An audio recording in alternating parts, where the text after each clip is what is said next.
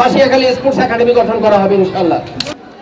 আগামীতেও এই ম্যাচ, এই টুর্নামেন্টে তারা অব্যাহত থাকবে। এই ক্ষেত্রে আমার সার্বিক সহযোগিতা আমি অব্যাহত রাখবো ইনশাআল্লাহ।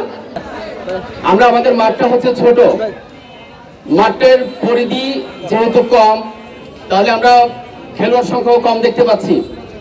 যদি মাঠটা বড় হতো তাহলে 11 জনে উন্নীত হতো, আরো বেশি দর্শকের সমাগম হতো, আরো দর্শক নন্দিত কিছু ক্রীড়া নৈপুণ্য দেখে আমরা ক্রীড়া নৈপুণ্য উপভোগ করতে পারতাম।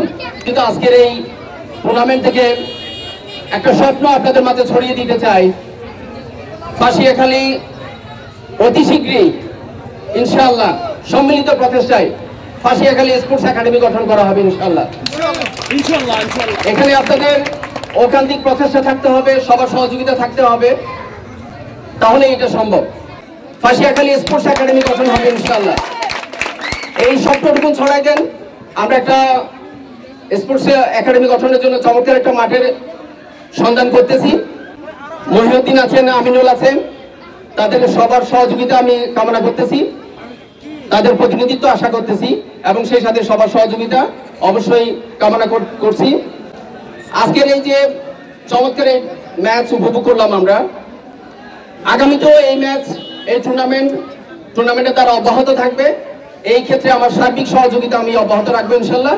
এবং এই ক্ষেত্রে যতটুকু প্রাইজ মানি বলেন এবং আর্থিক সহযোগিতা বলেন, আমি সমস্ত কিছু করবো ইনশাআল্লাহ, যাতে মাদককে না বলা যায়, তরুণ সমাজ যাতে মাদককে না বলে, তরুণ প্রজন্ম যাতে ভালোর দিকে এগিয়ে যায়। এই টুর্নামেন্টের মাধ্যমে আরো একটা স্পোর্টস একাডেমির যে বিষয়টা সূচনা করতেছেন, সেক্ষেত্রেও সবার সহযোগিতা কামনা করতেছি। ফাঁসিয়াখালী ইউনিয়ন লামা উপজেলায় গিয়ে অনেক ফুটবলে বলেন, ক্রিকেটে বলেন প্রতিনিধিত্ব করছে এবং লামা উপজেলার পক্ষ থেকে যে প্রতিনিধি দল ফাঁসিয়াখালীর আমরা যারা খেলছি, বান্দরবান জেলায় উপজেলা ভিত্তিক যে টুর্নামেন্টটা হয়েছিল, এখানে কিন্তু আমার গোলেই কিন্তু লামা উপজেলাকে আমি চ্যাম্পিয়ন করাইছিলাম।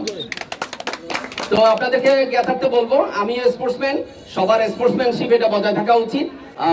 ফাঁসিয়াখালী এই যে হায়দারাবাদ ক্রীড়া সংস্থার আয়োজক কমিটিকে অসংখ্য ধন্যবাদ জানাচ্ছি।